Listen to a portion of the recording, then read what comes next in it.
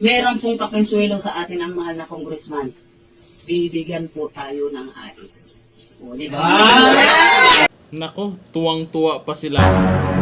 Pirma, kapalit, ayuda. Nako, yung mga pumapayag, siguro nadala lang po sila sa mga mabulaklaking salita para mapirmahan po yung kagustuhan nila. Ayun, nahulikan po ang pinagagawa po nila. Panoorin po natin kasi ito ginagamit ang assistance to individuals in crisis situation or yung AIDS po sa at yung ano din yung tupad. Ginagamit po nila para pangangalap ng mga pirma sa isang signature campaign sa forma ng People's Initiative para iratsada ang charter change. Nako, talagang pinupost nila yung charter change ha.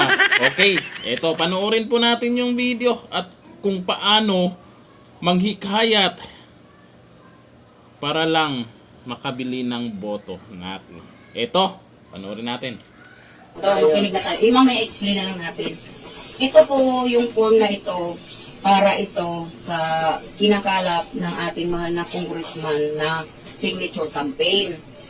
Para saan po yung signature campaign? Para po sa pag-amenda o sa pagbabago ng 1987 Constitution. Ito, para po gusto nila itong mabago. Kasi di ba marami na yung mga dati pang batas na hindi naman po naaangkop na sa panahon ngayon. So, ito po, kung sakali po ito napapapor po sa atin, marami po tayong makakalap si congressman dito, magkaroon po tayo ng charter change. Malaking tulong po ito sa atin. Bakit? Di ba po binibigyan tayo ni congressman ng AX? Di ba po binibigyan tayo ni congressman ng tupad?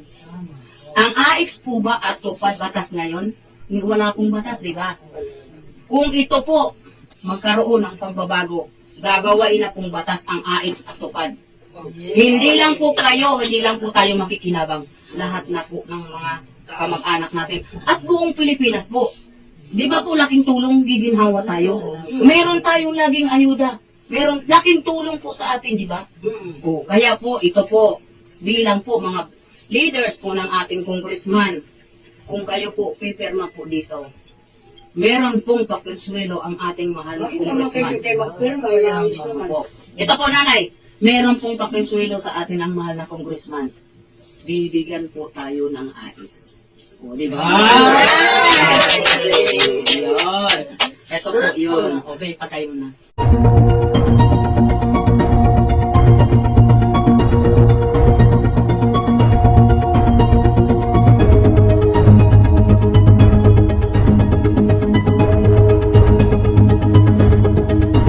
May idea ba kayo na kung sino ang pasimuno dyan sa ginagawa nilang pagbili di umano ng boto?